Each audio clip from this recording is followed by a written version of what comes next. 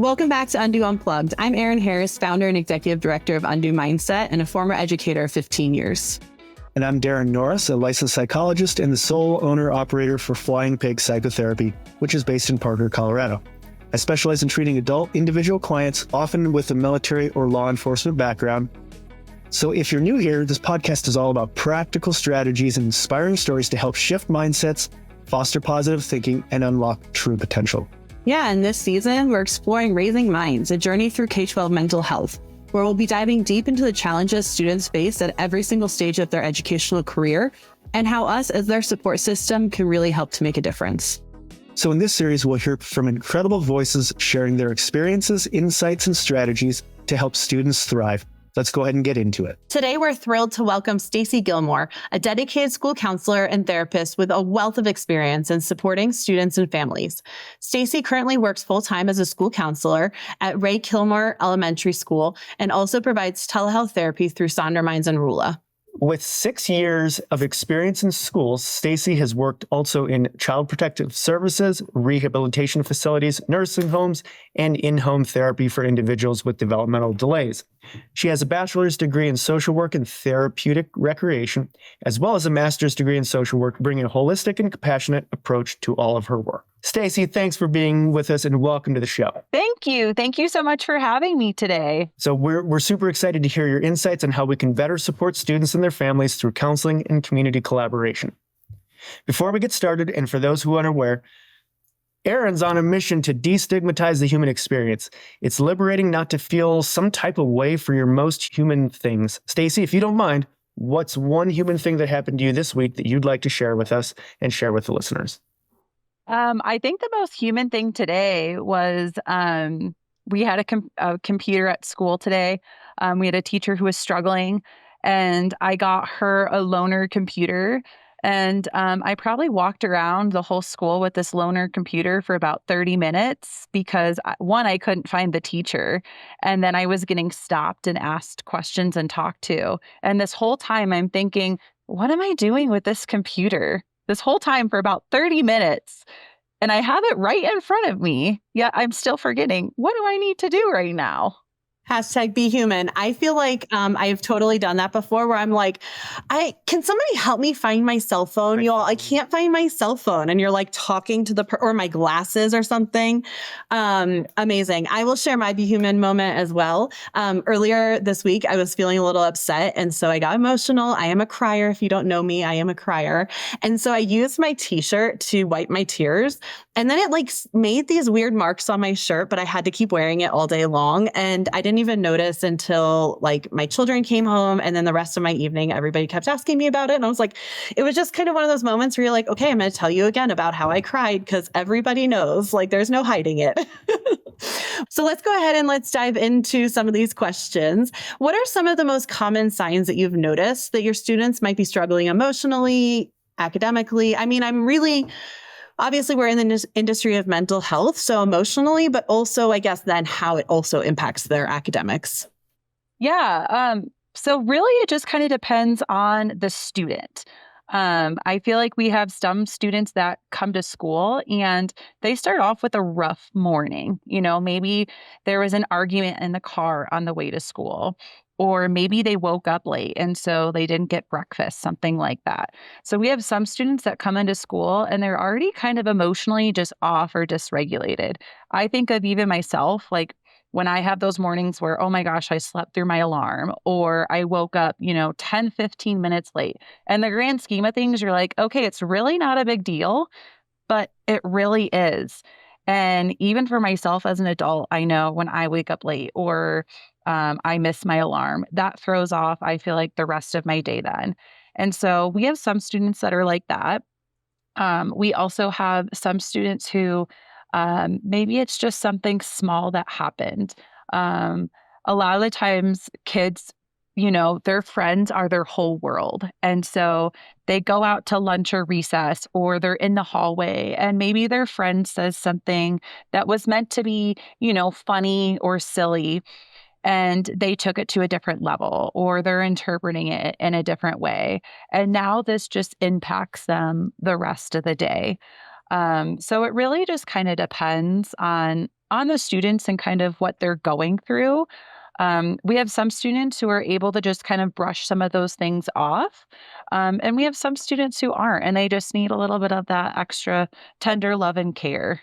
I love that your second example of like a student that maybe is a little more easygoing, but like somebody said maybe rub them the wrong way or something. I always use like glasses, for example, as an example. I would talk to parents because we use the word bullying so much. And I'm sure you've experienced this where parents are like, my kid's getting bullied. And you're like, but I have watched the incident. And it's like one kid is just making an observation. Like they're very blunt and to the point about observations. And they might just be like, oh, you have glasses. But then that student is self-conscious about it all day long. And by the time they get home, they're like, Darren was making fun of my glasses. And then like the story just kind of snowballs into something out of control. And the other thing that I was thinking about too, while I was listening to you, is that this idea of like, what is challenging for us isn't always necessarily what's challenging for our kids and vice versa. And I think that as adults, sometimes we forget that like, this is their first time possibly experiencing that thing. So like for us, we're like, oh, I've already done that 20 times in my life. Like get over it, like pull yourself up. It's not that big of a deal.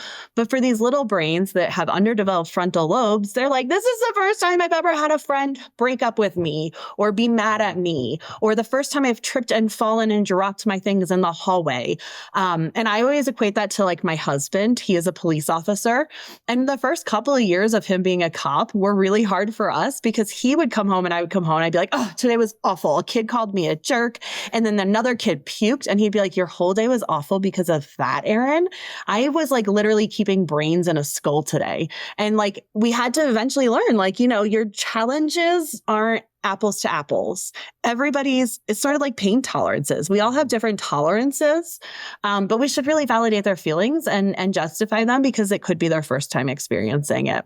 Yeah. So can you tell me, like, what do you notice? Like, I hear what is kind of causing some of these kiddos to be distressed.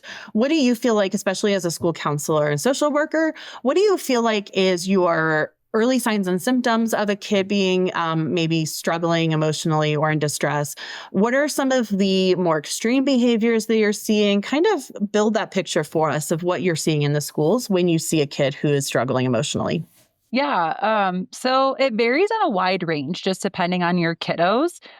So some kiddos, one of the first signs you see, especially in a school, is you start to see them academically. Maybe they're not completing work, or maybe this is a student who excels normally, and then all of a sudden they're now not turning in assignments, or they're struggling with getting assignments done. You also see the kids too, where maybe they're acting out behaviorally. And when I talk about behaviorally, it doesn't necessarily always have to be kind of like maybe that attention seeking that we're thinking of maybe, they're throwing something. This would be like the extreme, like they're throwing something, or they're throwing a tantrum where they're throwing their bodies on the ground. You also see a difference too of students who maybe isolate. So this might be a student who maybe has some friends that they normally hang out with, and then all of a sudden at lunch, they're sitting at a table by themselves. Or they're not hanging out with their typical friend group. Or sometimes too, it might even be the opposite of maybe their friend group changes. Maybe this is a kid before that they weren't getting along with, and then all of a sudden you see them hanging out and you're like, wait a minute, like I thought you guys weren't friends. Like help me understand that. So those are some of the things that I see when you kind of start to notice some of those emotional or behavioral concerns. I'm just going to add on to that, Stacie, because I think that I think about myself as a kid a lot. I grew up with my father as an alcoholic, and I've had schools tell me like, oh, our social workers can help in that way. And I'm always like, well, I was the kid who was like a girl in the back, just doing my work. Like I had lots of struggles at home, but like you wouldn't have ever really seen it. And I think we see that a lot in our girls, whether it's diagnoses, things like that, where they mask a lot just to fit into society. So I'm just going to add on to your list, because I think that for me, like, in the girls that I'm seeing some of those kinds of behaviors, it can be sometimes like lack of self-care. So maybe poor hygiene, maybe not eating food as frequently or consistently or as well as they should be.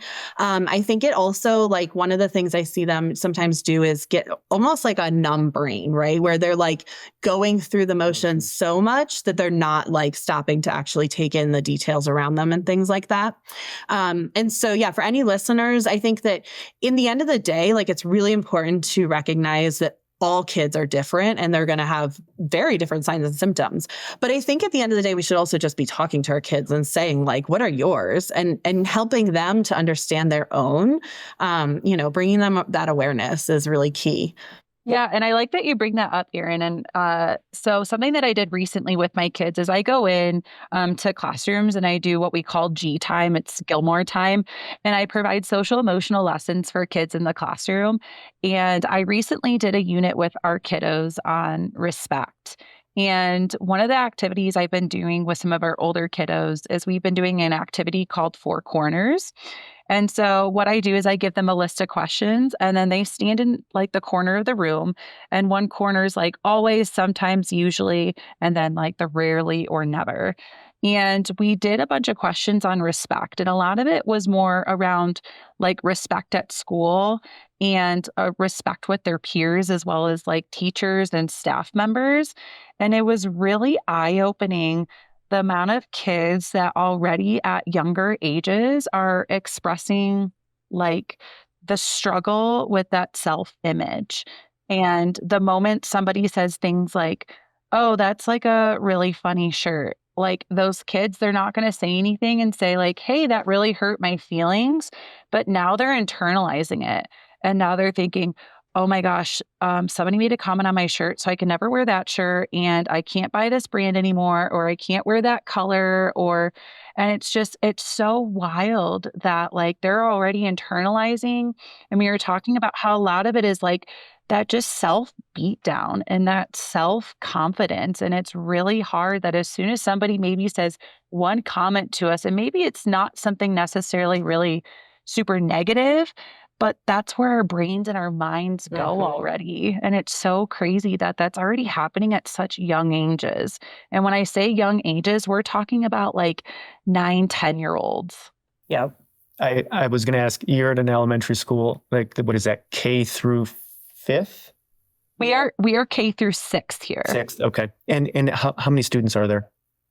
So we're a smaller elementary school. We have about 275, I think, right now. But within our district, we do have bigger elementary schools too. One of our bigger elementary schools has 900 students. So we're one of the smaller ones, which is really great because I like that because I'm able to get really personal with our kids. But at the same token, too, sometimes that's really hard, especially if you're a new kid and you're coming into a school where kids have already established their friendships and their groups and things like that. So it's one of those things that's really great to have that community and know each other. But at the same time, too, it also can be really hard to be in a small school and in a small community. So with that, I was just curious how big it was. Like you're it for the school as far as mental health? So I'm the only school counselor and I'm here full time. We do have a social worker in a school psych, but unfortunately we split them throughout the district. So they're only here like a day and a half a week. And so it's really difficult because we're also seeing the mental health need for students is increasing. How do you track people's progress? Like a school of 275 isn't huge, but I can imagine a school of 900, it would be impossible to even track that. I think it really just depends on the student need. So like we have students that are on IEPs, so individualized education plans, and some of them might be on a behavior plan. So with those, there's data tracking that goes along with it. So that's one way that we can track their behaviors and their needs. I also have kiddos that maybe are struggling with behaviors, and so we're trying to modify or change that. We see this a lot more with the younger kids, is like maybe we have some sort of sticker chart going for them and they're working towards a reward. So we have things like that. As well as for myself, I also kind of like to keep track. So something that I do is whenever I see a kid, I take notes myself and I keep it in a file for the student. And those notes are just saying, when did I see this student? What did we talk about? Did I have any communication with parents or families or any other staff members? And then kind of like, what was the outcome of that? Like, did I need to set up a meeting or what were the strategies that we talked about? And that's something that kind of helped hold myself accountable to, as well as if somebody were to come to me and say, hey, have you ever had a conversation with this student? And, what did you guys talk about? I can pull that out and say, yep, on such and such date, I met with this student. This is what we talked about. And this was kind of the outcome of that. So can I ask you, so in my career, I've worked at 9 different schools. I've worked from DC metro area to Denver metro area, and a whole gamut of different types of schools. So I have seen some schools doing like mental health surveys or like a beginning of the year kind of benchmark assessment to see how people our students are doing in that mental health space. Do you all have anything like that where you can get sort of quick data, get a real broad overview, or is it really truly case by case, student by student and their needs? We have a survey that we send out to kids, but it's geared towards like 3rd through 6th, just because when you get those younger kids, sometimes they don't necessarily understand it, but it also gets sent out to parents. And it's more just kind of like an evaluation of how we're doing as a school. And there are a couple of questions on there in regards to like mental health. So like there's one on there, like, I feel respected. I feel like other people respect me. I feel like teachers and staff members like respect me. So we have things like that. But I wouldn't say we necessarily have like a true mental health survey. Do you think a tool like that would be helpful for you in your position? I definitely think so. I think the part that I always struggle with is I value data. I think it's very important. But my brain has such a hard time interpreting it. So I'm one of those people where like I see data or people start talking about data and it really scares me and it almost kind of like shuts me down. But I also recognize that like that data, like we're getting that data for a reason. And it's more to look at and see like how can we make improvements and improve our programs. So let me ask you, you obviously collaborate a lot in your community. You're going to have to, you collaborate, I'm sure, with teachers and parents and things like that. What does that usually look like? Like when you identify a student that maybe is in need of more mental health resources and supports, either like, what does that look like for you, either being that access for them or trying to find outside sources outside the school? What does that generally look like for you? Yeah, so it's kind of tricky in the school system because there's students that I see and talk to, and I'm like, oh, they would benefit in some more services besides like just talking to me. Like they would benefit in some sort of therapy. But it's tricky because as a school counselor, I can't come out and say like your child would benefit in therapy because then the school district is responsible for paying for those services. So the way that I kind of have to be careful on how I word it.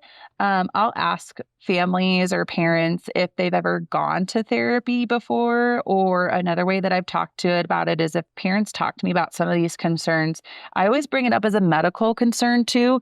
Like, have you talked to your child's pediatrician or have you talked to the doctor about some of these things? Because then that way the doctor can kind of maybe help them.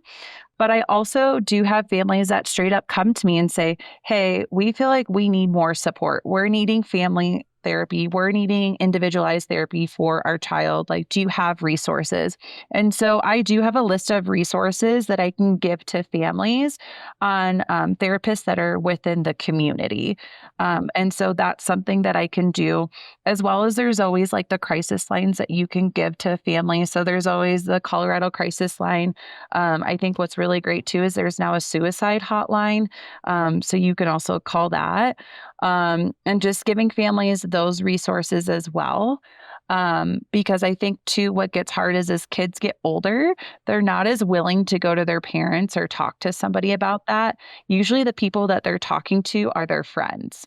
And so sometimes these friends get this information from the students and they're like, oh my gosh, I don't know what to do with this. I want to be a good friend and keep their secret. But at the same time too, like, I don't know what to do with this information. Should I go tell an adult?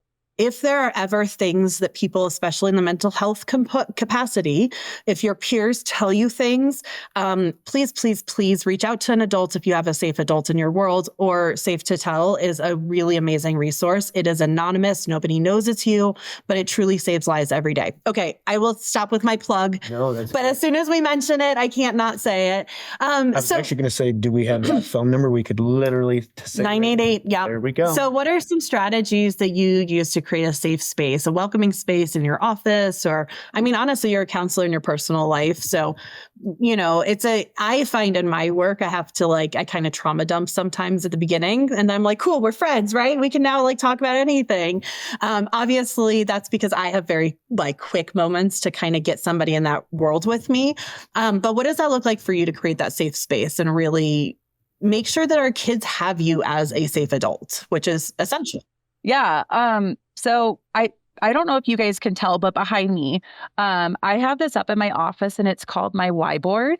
And it's all pictures of me and my family and my friend. And it's kind of just as that opening of what is my why? Why am I here and what's important to me? And you wouldn't believe how many times, there's a kid that comes into my office and they're shut down and not willing to talk. And they look at some of my pictures and they see my cat or they see my dog. And that just opens up a conversation with them because it shows them that I'm human too. And there's things that we probably have in common. So to me, that's a really big piece of who I am. And I feel like it just makes it more comfortable for kids to relate, as well as ensuring that there's things around here up in my office that are resources for them. So I have a lot of feelings posters up in my office. A lot of kids, especially the younger kiddos, they're still kind of learning different feelings and how to express them. So having those up there as a tool for them is really helpful. And it's really important because I know there's probably a lot of parents who are listening to this. I think it's essential for us to model those types of be human moments, right? Going back to destigmatizing the human experience. I think there's a lot of educators that are under attack in our country for having their whys on the walls or having emotions on the walls or any of these things. And I think this is a perfect time to really just say that the only way we develop healthy individuals who grow up with that frontal lobe fully developed is if we guide them on this track and we are really able to demonstrate what are the important things in life? What are the things we should focus on? How do we understand our emotions in a deep way? So that they really aren't spending the rest of their lives doing the work, so to speak.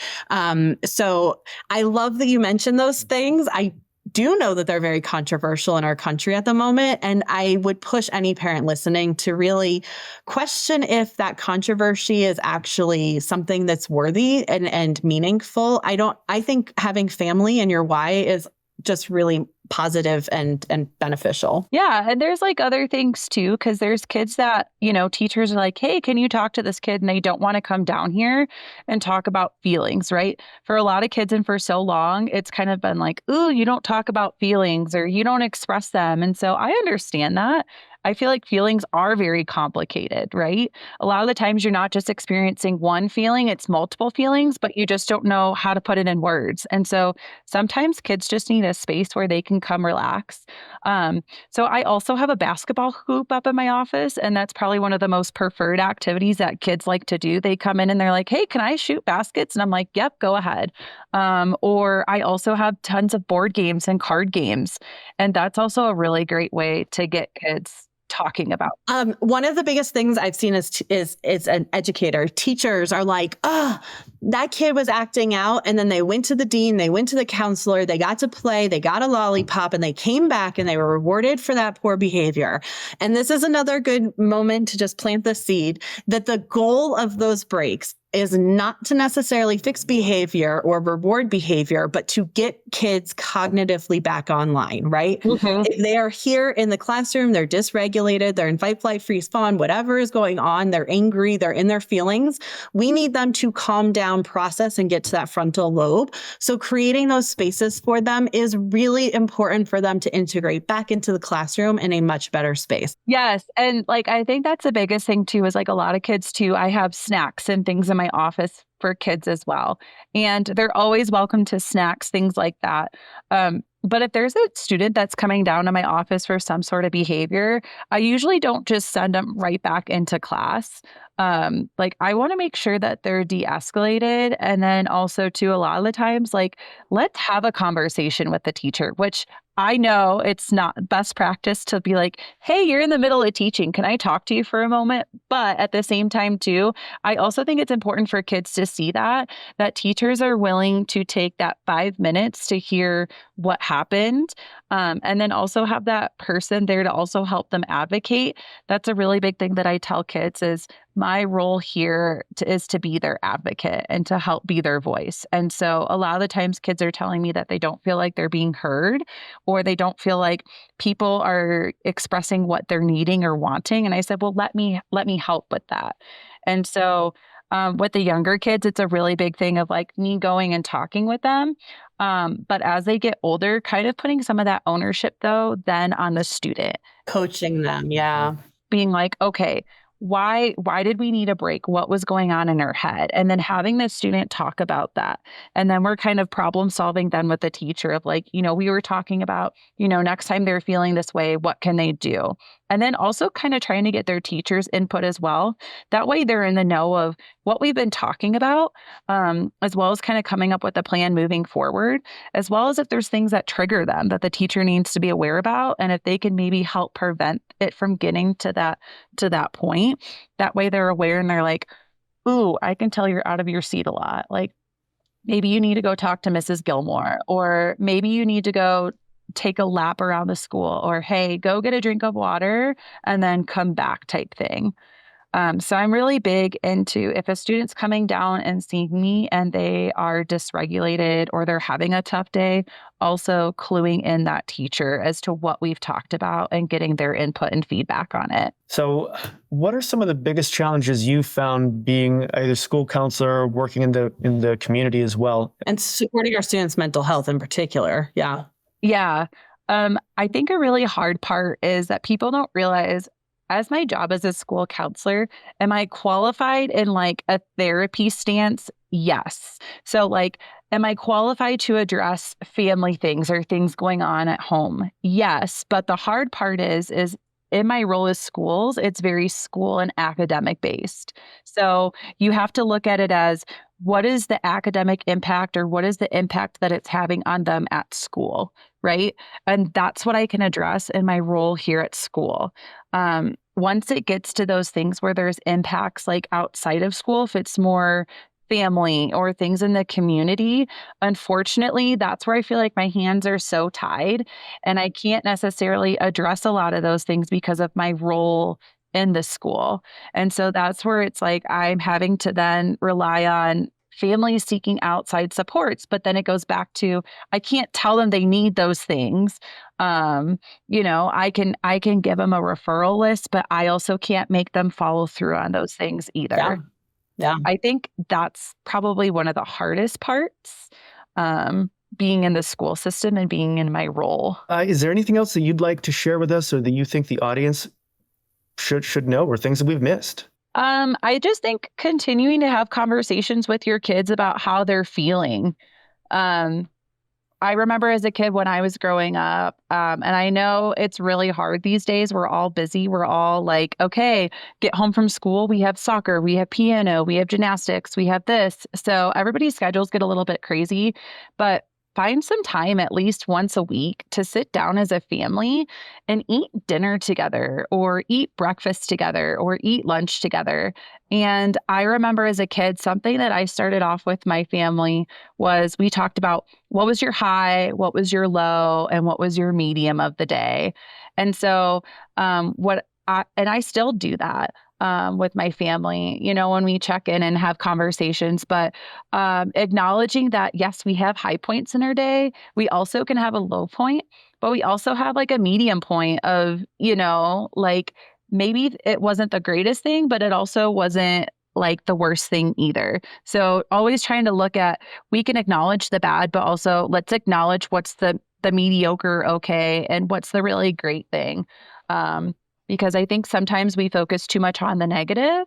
And so I think sometimes too, it kind of helps us in our feelings and our emotions and things like that, is just acknowledging some of the positive things too. And I use this example all the time. My son, when he was like in kindergarten, he'd come home and be like, oh, today sucked. And you're like, the whole day stunk? Really? Why? And he'd be like, well, this kid stole my pencil at lunchtime. And you're like, so your whole day was awful because of that 30-second interaction? And I am 100%, my family does the same ritual every single night at dinner time. We eat together and talk about all the things. And I agree that, they need to be able to step away from something that maybe consumed their brain all day that was a negative, and actually take a new perspective and be like, well, actually, that was maybe 1% of my day. So in reality, 99% of my day was actually pretty good. But like we spiral and we ruminate on these things that are challenging, and we get stuck on them when we're younger. So Stacie, if the listeners want to connect with you or learn more about your work, how can they do so? They can contact me through my email address. So I think I provided you guys with my work email through the school. That would probably be the best way to connect with me. Otherwise, I think I sent you guys my link if they're interested in more of like private therapy things. I'm currently open and taking new clients onto my Sondermind role. So they can reach out to me through Sondermind and find my profile, and we can connect that way too. Perfect. Wonderful. Thank you so much for joining us today, Stacie. We're really grateful for your time. Of course. Thank you guys so much for having me. To everybody listening and watching, don't forget to subscribe to our channel and turn on post notifications so you never miss an episode. And if you're listening on your favorite podcasting directory, please leave us a 5-star rating, a review, and share this episode with someone who might find it helpful. Getting the word out is one of the best ways that you can really support our mission and help us grow. So we appreciate you being here. Thank you so much. Take care. That was great, but unfortunately, we've come to the end. It's time to wrap it up. Looking back, Darren, we've explored some pretty powerful ways to support student mental health and their well-being. And we've shared actionable strategies that can make a real difference in the lives of students, educators, and their families. Small steps can lead to big changes. That's right. And in closing, Undo would love to hear from you. Yes, you listening to my voice right now. If you've tried any of these strategies or have your own tips, share them with us on our social media using #UndoUnplugged or slide into our DMs. Let's keep this conversation going. Don't forget to tune in next time for more inspiring stories and practical strategies to help shift mindsets and unlock potential. Don't miss out. Thank you for tuning in to Undo Unplugged. Every student deserves a safe space to grow, learn, and thrive. And remember, it's never too late to undo your mindset. Until next time, take care. Bye.